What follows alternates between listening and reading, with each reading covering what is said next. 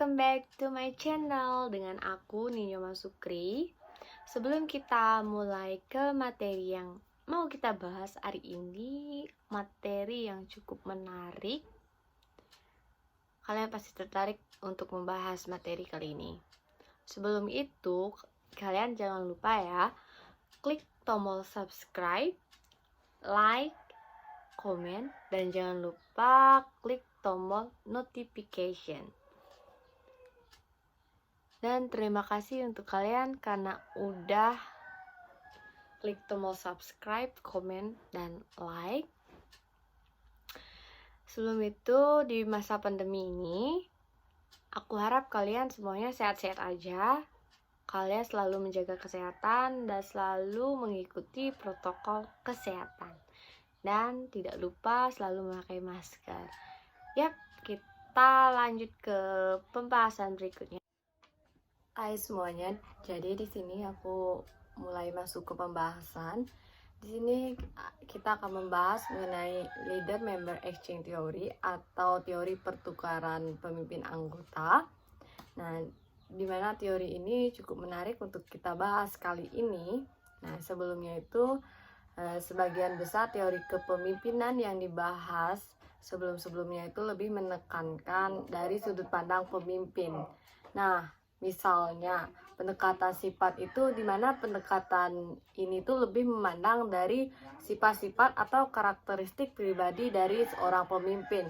Dan pendekatan gaya di mana pendekatan ini tuh lebih fokus pada apa yang dilakukan pemimpin dan bagaimana cara pemimpin itu bertindak. Nah, atau pengikut dan konteksnya itu seperti misalnya kepemimpinan situasional di mana teori ini tuh merupakan suatu pendekatan terhadap kepemimpinan bahwa pemimpin memahami perilakunya, sifat-sifat bawahannya, dan situasi sebelum menggunakan gaya kepemimpinannya. Dan ada teori kontingensi di mana teori ini tuh lebih berkaitan dengan gaya dan situasi. Dan ada teori jalur tujuan di mana teori ini merupakan bagaimana seorang pemimpin itu untuk bisa memotivasi bawahannya untuk mencapai tujuan yang telah ditentukan. Nah, dalam teori kontingensi dan teori jalur tujuan lebih banyak kita membicarakan pemimpin yang lebih memperhatikan pengikutnya. Nah, di dalam teori leader member exchange ini, itu masih mengambil pendekatan lain dan masih mengkonseptualisasikan kepemimpinan itu sebagai proses yang berpusat pada interaksi antara pemimpin dan bawahannya. Nah, itu berarti di sini itu ada hubungan dua arah antara pemimpin dan bawahannya. Nah, pada figur 8.1 di mana dimensi kepemimpinan itu mengilustrasikan teori LMX atau Leader Member Exchange menjadikan dua, di mana hubungan diet antara pemimpin dan pengikut sebagai titik fokus dari proses kepemimpinan. Nah, di teori Leader Member Exchange ini pertama kali dijelaskan pada tahun 1975, terutama oleh Grimes. Sejak pertama kali muncul telah mengalami beberapa kali revisi dan terus menjadi minat peneliti yang mempelajari proses kepemimpinan. Nah, sebelum teori LMX ini atau Leader Member Exchange ini, peneliti itu memandang kepemimpinan itu sebagai sesuatu yang dilakukan pemimpin terhadap pengikut mereka.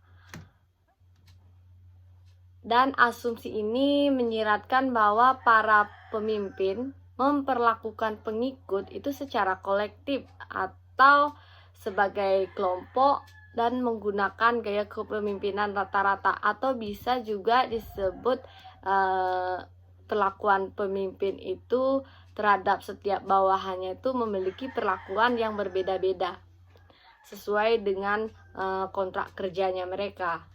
Nah, pada figur 8.2 ini menjelaskan mengenai the vertical diet, di mana simbol L itu sebagai pemimpin atau leader dan S itu sebagai bawahan atau follower, di mana di sini itu ada hubungan antara dua arah, antara leader dan follower, bukan hanya satu arah, bukan hanya sekedar leader kepada followernya saja, tapi terkadang pada teori-teorinya sebelumnya itu cuma ada gaya komunikasi satu arah saja atau direktif, atau seorang pemimpin hanya memberikan direktif kepada bawahannya. Tapi berbeda dengan di teori ini, di teori leader member exchange ini, itu pemimpin lebih menekankan untuk membangun hubungan dua arah ini.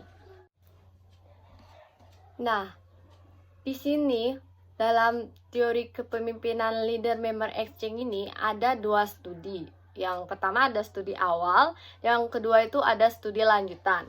Nah, dalam studi pertama, teori pertukaran, dan kemudian itu disebut dengan teori keterkaitan angka dua vertikal atau PDL atau Vertical Diet Linkage, di mana penelitian itu lebih berfokus pada sifat hubungan vertikal yang dibentuk pemimpin dengan masing-masing pengikutnya. Hubungan seorang pemimpin dengan unit kerja secara keseluruhan itu dipandang sebagai rangkaian titik dua vertikal.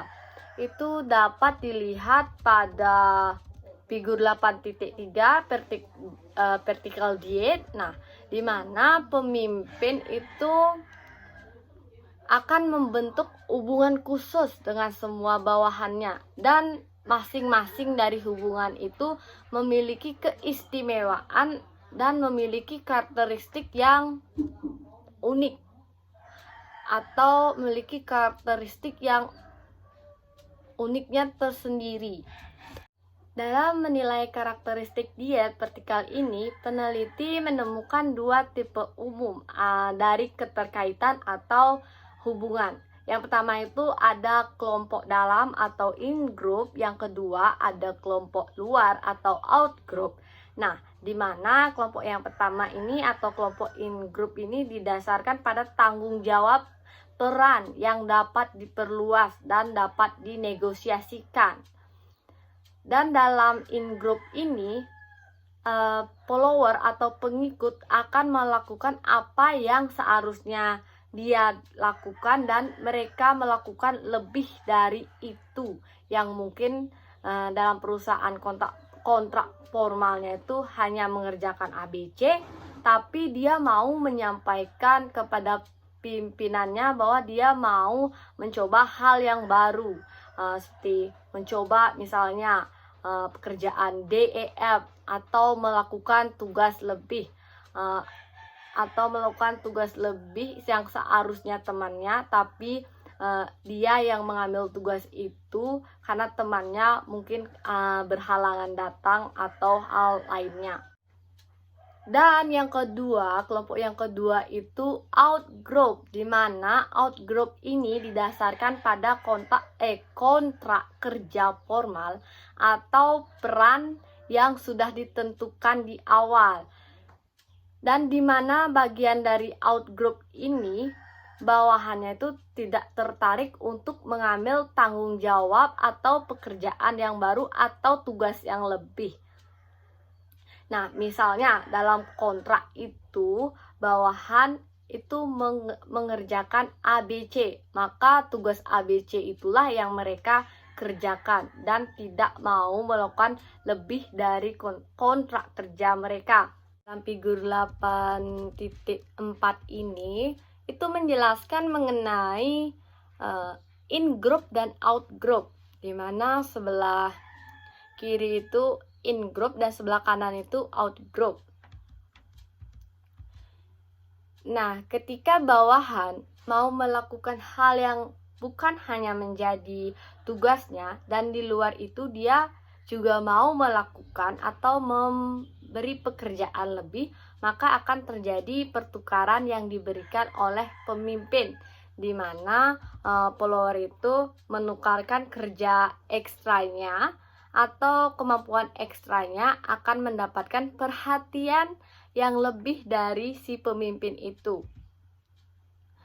Nah, dan memberikan kesempatan dan otonomi yang lebih besar dari pemimpin. Sehingga ketika berbicara mengenai in-group, katakanlah follower memberikan +3 kepada pemimpin, seperti mau belajar hal yang baru, mau melakukan hal yang bukan menjadi tugasnya, mau menggantikan orang lain melakukan tugasnya, maka si pemimpin itu sebaliknya juga akan memberikan +3 kepada pengikutnya, seperti pemimpin akan memberikan promosi kepada dia, memberikan kepercayaan yang lebih kepada dia. Itu akan ada hal yang ekstra yang akan diberikan, dan juga hal yang ekstra juga akan diterima, baik itu pemimpin dan follower. Nah, sedangkan pada outgroup itu, saat follower tidak menukarkan apa-apa atau follower itu menukarkan angka 0 atau +0, maka pemimpin juga akan menukarkan hal yang tidak ada atau +0 juga akan dikasih kepada follower itu. Nah, yang dimaksud tidak ada ini bukan berarti si pemimpin itu meninggalkan followernya yang berada pada outgroup, tetapi pemimpin hanya menukarkan dengan apa yang seharusnya mereka dapat. Kalau dijanjikan di kontrak formal mendapatkan gaji sekian dan mendapatkan bonus juga sekian, maka hal itu yang akan ditukarkan oleh pemimpin dan tidak ada yang lebih. Itu tadi kita udah membicarakan studi awal, di mana studi awal itu lebih membicarakan kelompok dalam dan kelompok luar. Nah, sekarang kita lanjutkan ke studi lanjutan. Nah, di dalam studi lanjutan ini tidak lagi kita membicarakan apa sih perbedaan in-group dan out-group. Nah, tetapi di sini itu kita sudah mulai membicarakan bagaimana teori LMX ini atau teori Leader Member Exchange ini berkaitan dengan efektivitas organisasi. Nah, secara khususnya itu studi ini tuh berfokus pada bagaimana kualitas pertukaran pemimpin anggota dikaitkan dengan hasil positif bagi para pemimpin, pengikut, kelompok, dan organisasi secara umum. Nah, ketika pemimpin mempunyai kualitas yang tinggi terkait pertukaran pemimpin bawahan atau leader member exchange, itu ada hubungan timbal balik yang berkualitas tinggi, artinya si follower mau melakukan lebih dan si pemimpin itu akan memberikan hal yang lebih, maka akan menghasilkan lebih sedikit pergantian karyawan, evaluasi kinerja yang lebih positif, frekuensi promosi yang lebih tinggi, komitmen organisasi yang lebih besar, tugas kerja yang lebih diinginkan, sikap kerja yang lebih baik, lebih banyak perhatian dan dukungan dari pemimpin, partisipasi yang lebih besar, dan kemajuan karir yang lebih cepat. Nah, inti dari temuan di atas ini itu menjelaskan atau menggambarkan bahwa organisasi itu memperoleh banyak keuntungan dari memiliki pemimpin yang dapat menciptakan hubungan kerja yang baik. Ketika para pemimpin dan pengikut itu memiliki pertukaran yang baik, mereka merasa lebih baik, mencapai lebih banyak dan akan mengembangkan organisasi lebih ke depan atau lebih berkembang. Nah, tadi kita udah membahas mengenai 2 studi dari teori leader member exchange ini. Sekarang kita lanjutkan ke pembahasan berikutnya, yaitu pembuatan kepemimpinan. Nah, di sini pembuatan kepemimpinan, temuan dari studi selanjutnya itu adalah dorongan untuk penelitian terbaru tentang teori leader member exchange yang berfokus pada bagaimana pertukaran antara pemimpin dan pengikut atau bawahan dapat digunakan untuk pembuatan kepemimpinan. Pembuatan kepemimpinan ini adalah pendekatan preskriptif untuk kepemimpinan yang menekankan bahwa seorang pemimpin harus mengembangkan pertukaran yang berkualitas tinggi dengan semua bawahannya, bukan hanya dengan beberapa bawahannya saja. Nah, ini itu mencoba untuk membuat setiap bawahannya itu merasa seolah-olah dia adalah bagian dari kelompok dalam atau kelompok in group. Dengan demikian, itu dapat menghindari ketidakadilan dan implikasi negatif yang berada di luar kelompok atau out group. Nah, secara umum, pembuatan kepemimpinan ini itu mendorong pembangunan kemitraan di mana itu pemimpin mencoba membangun pasangan yang efektif dengan semua karyawannya di organisasi tersebut atau di unit kerja. Nah, selain itu, pembuatan kepemimpinan itu juga menunjukkan bahwa para pemimpin itu dapat menciptakan jaringan kemitraan di seluruh organisasi yang akan menguntungkan tujuan organisasi serta kemajuan karir dari mereka sendiri. Nah, di sini seorang peneliti yaitu Green itu menyarankan bahwa pembentukan kepemimpinan berkembang secara progresif dari waktu ke waktu. Nah, di sini dikenal dalam 3 fase. Yang pertama itu ada fase pertama yaitu fase stranger fase atau fase orang asing. Yang kedua itu ada acquaintance fase atau fase kenalan, dan yang ketiga itu ada fase kemitraan yang matang atau partnership fase. Nah, dalam pembentukan kepemimpinan ini, si pemimpin tidak lagi membagi bawahannya siapa yang masuk in group dan siapa yang akan masuk out group, tapi pemimpin mulai memberikan perhatian yang sama setiap bawahannya, komunikasi sama, kesempatan yang sama untuk semua pengikut bisa masuk ke dalam in group.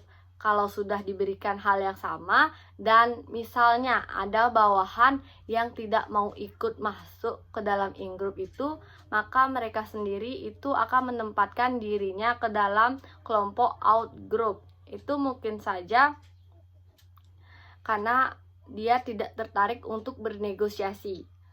Nah, mungkin sampai sana sudah paham mengenai penjelasan dari pembuatan kepemimpinan ini. Nah, di sini saya akan mencoba memberikan contoh mengenai pembuatan kepemimpinan yang sudah kita bahas tadi. Nah, di sini misalnya dosen itu mengasih kesempatan kita untuk masuk ke dalam in group.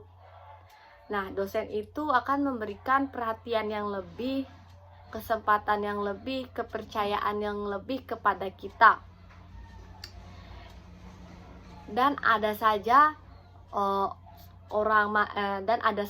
mahasiswa yang masih memutuskan tidak peduli dengan mata kuliah ini dan tidak memberikan usaha yang lebih ekstra dan tidak mau belajar yang lebih bagus dan tidak mau memberikan atau mengerjakan tugas dengan lebih baik atau cuma nyetor tugas aja tapi tidak peduli apakah tugas itu udah benar atau tugas itu udah baik, ya kita tinggal nyetor aja. Nah, hal itu atau orang itu menunjukkan bahwa dia itu pura-pura paham. Yang penting dia itu mengumpulkan tugas dan dia sendiri itu memutuskan untuk masuk ke dalam out group.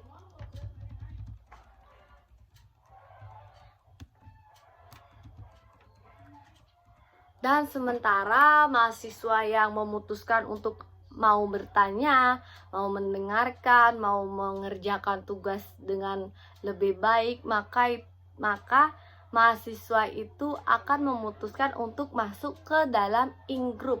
Nah, pertukarannya yang didapatkan adalah dosen itu akan memberikan hal yang lebih kepada mahasiswa yang lebih aktif. Ya, misalnya dosen itu akan mengingat, oh ini loh yang lebih aktif. Nah, dari sana dosen akan tahu kinerja dari mahasiswanya, dan pada akhir semester atau pada penilaian akhir, dosen itu akan memberikan nilai yang lebih juga kepada mahasiswa yang aktif. Dan sedangkan untuk mahasiswa yang pasif, dikatakan pasif itu atau tidak mau memberikan hal lebih, itu akan diberikan nilai yang seadanya atau sesuai dengan apa yang dia kerjakan. Nah, tadi disebutkan ada 3 fase yang disebut oleh Gain. Yang pertama itu ada fase tahap pertama, yaitu stranger phase, tahap kedua itu fase kenalan, dan tahap ketiga itu fase kemitraan. Nah, di sini aku akan bahas satu persatu mengenai tahapan dalam pembuatan kepemimpinan. Yang pertama itu di sini aku mau membahas mengenai tahapan pertama, yaitu stranger phase. Nah, pada fase ini tuh terjadi hubungan dua arah, tetap masih plus 0, itu mereka masih sifatnya itu out group, semua pengikut masih berada dalam out group. Nah, di sini pemimpin itu hanya melakukan hubungan dua arah sesuai dengan apa yang ada dalam kontrak kerja dan sesuai dengan struktur organisasi mereka. Melakukan, terkadang orang-orang menyebutnya dalam tanda kutip itu profesional. Ya, dari kata profesional itu melakukan sesuai dengan ketentuan, tidak ada dalam hatinya untuk melakukan semua ini, masih dalam tahap awal. Nah, di mana masing-masing itu masih memikirkan kepentingan untuk dirinya sendiri atau save yourself. Nah, baik itu si pemimpin dan pengikutnya itu lebih memikirkan dirinya sendiri daripada kebaikan dari kelompoknya. Nah, pada tahap ini karena semua masih orang asing untuk si pemimpin, maka pemimpin itu mencari atau berusaha melihat di sini kira-kira siapa sih pengikut yang menunjukkan antusias ketika dia mulai memberikan perhatian dan komunikasi yang lebih, dan dimulai memberikan hal yang sama setiap pengikutnya. Nah, pada tahap stranger phase ini memang mereka masih memiliki hubungan dua arah plus 1+1 dan masih semuanya itu dalam out group, tetapi akan mulai memberikan perhatian yang sama pada semua memberikan hal yang sama pada semua pengikutnya, dan pemimpin itu akan melihat siapa pengikutnya yang menunjukkan antusias, partisipasi, dan yang lebih ingin bersosialisasi. Sementara di sini si pengikut itu mulai melihat si pemimpinnya. Apakah pemimpinnya ini mulai menunggu dan melihat apakah si pemimpin ini adalah pemimpin yang menyenangkan, mau bersosialisasi, bisa dipercaya, mau bekerja sama, dan apakah mau mudah sepakat. Nah, dalam artian mudah sepakat ini itu diartikan ketika mereka ingin melakukan negosiasi, hal yang lebih, apakah si pemimpin ini juga nanti menyadari bahwa dia akan memberikan hal yang lebih juga. Nah, di dalam fase ini tuh keterbukaan pemimpin belum mempengaruhi kualitas perlakuan yang baik, komunikasi yang baik kepada semua anggota. Di sini belum terlalu mempengaruhi bagaimana sih pengikut melihat si pemimpin, atau belum terjadi hubungan dua arah plus 1+1, tapi masih plus 0. Begitu juga si pemimpin, sifat penurut si pengikut itu belum juga memberikan efek hubungan yang lebih, misalnya menjadikan +1. Kenapa? Karena mereka itu masih melihat dan belum ada hubungan yang lebih. Baik, tadi kita udah membahas mengenai fase tahap pertama atau fase stranger fase. Nah, sekarang kita bahas mengenai fase yang kedua atau acquaintance fase, atau lebih dikenal dengan fase kenalan atau fase teman. Nah, di mana fase ini kita atau seorang pemimpin dan pengikutnya itu udah saling kenal, udah tahu nama, tetapi belum bisa diajak bekerja sama atau belum dapat atau belum mau ngumpul bareng. Nah, di dalam fase ini itu udah ada penawaran dari pemimpin atau pengikutnya untuk melakukan pertukaran yang berpotensi karir. Nah, di dalam fase ini juga disebutkan dengan periode percobaan. Nah, ketika di awal itu memberikan perhatian, lalu melihat-lihat mana yang lebih semangat, maka ini sudah mulai melakukan percobaan.